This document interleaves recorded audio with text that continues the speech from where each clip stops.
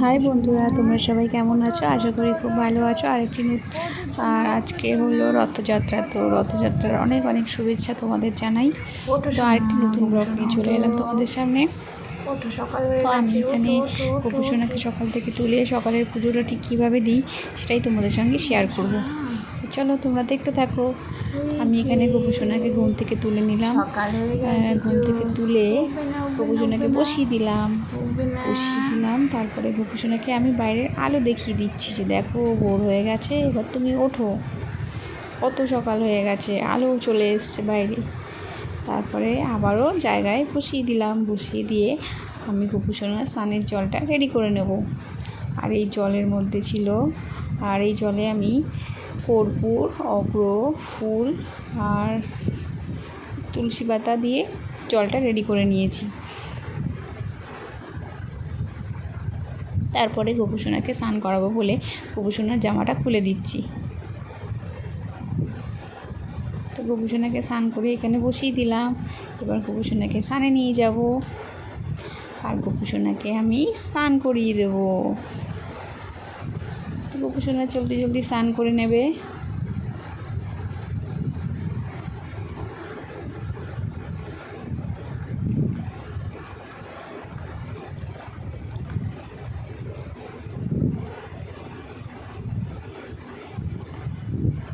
আমার এখানে গোপুসোনার প্রায় স্নান হয়ে এসছে, আর একটু করলে হয়ে যাবে। গরম পড়েছে তো, তাই একটু বেশিক্ষণ সময় ধরে একটু স্নান করিয়ে দিই।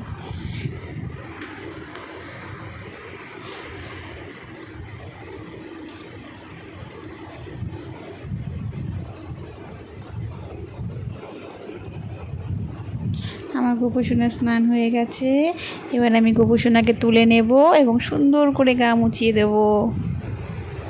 আসলে বন্ধুরা, আমার ক্যামেরা ধরার মতো কেউ নেই, একা একা ক্যামেরা ধরে ভিডিও করতে হয়, তো তাই একটু প্রবলেম হচ্ছে। প্লিজ তোমরা কিছু মনে করো না।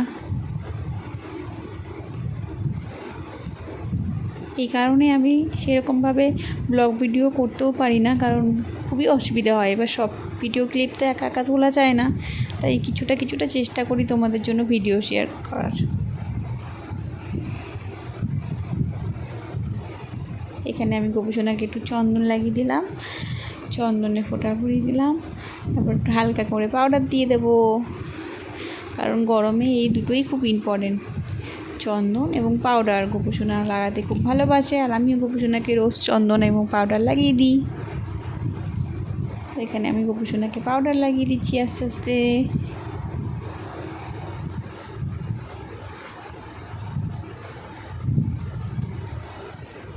তো আমার এখানে গোপুসোনার পাউডার মাখা কমপ্লিট। এবার আমার গোপুসোনা এই ড্রেসটা পরবে। এই ড্রেসটা গোপুসোনার নতুন, গোপুসোনার জন্য নিয়ে এসেছিল। তাই ভাবলাম যে গোপুসোনাকে এই ড্রেসটাই আজকে পরিয়ে দিই। আর কে নিয়ে এসেছিলো? গোপুসোনার বাবা নিয়ে এসেছিলো, মানে আমার বরমশাই। তো গোপুসোনাকে পরিয়ে দিচ্ছি ড্রেসটা। এক হাতে তো খুব প্রবলেম হচ্ছে পরাতে,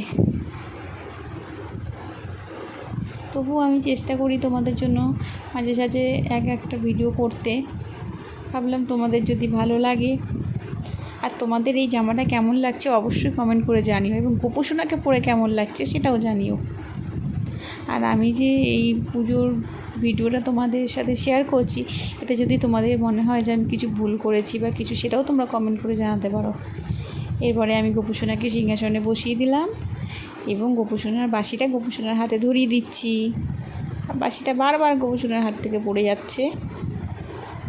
গোপুসোনার খুব প্রিয় একটা জিনিস গোপুসোনার বাঁশি এবং ময়ূরের পালক, দুটোই গোপুসোনার খুব পছন্দের জিনিস। তাই এই রোজই আমি গোপুসোনাকেই দুটো গোপুসোনার কাছেই রেখে দিই। এবং তারপরে আমি ফুল দিয়ে সব ঠাকুরকে এক এক করে সাজিয়ে দিলাম।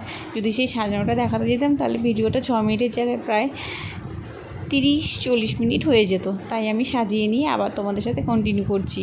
আর এখানে আমি সব ঠাকুরকে প্রদীপ দেখিয়ে দিলাম, প্রদীপ আরতি দেখিয়ে দিলাম, ধূপ দেখিয়ে দেবো।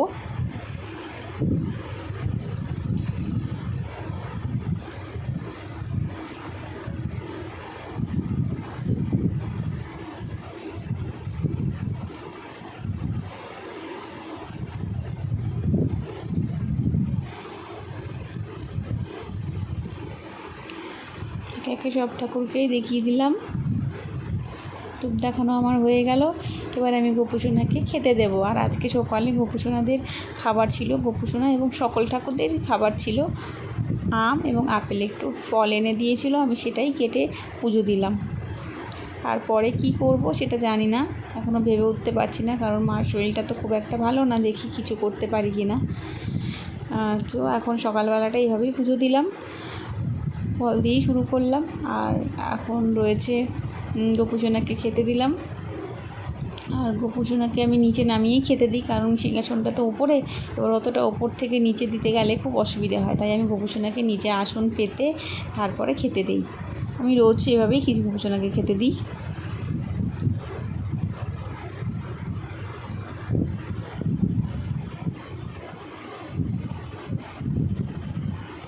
সো আমার গোপুসোনাকে খেতে দেওয়া হয়ে গেছে।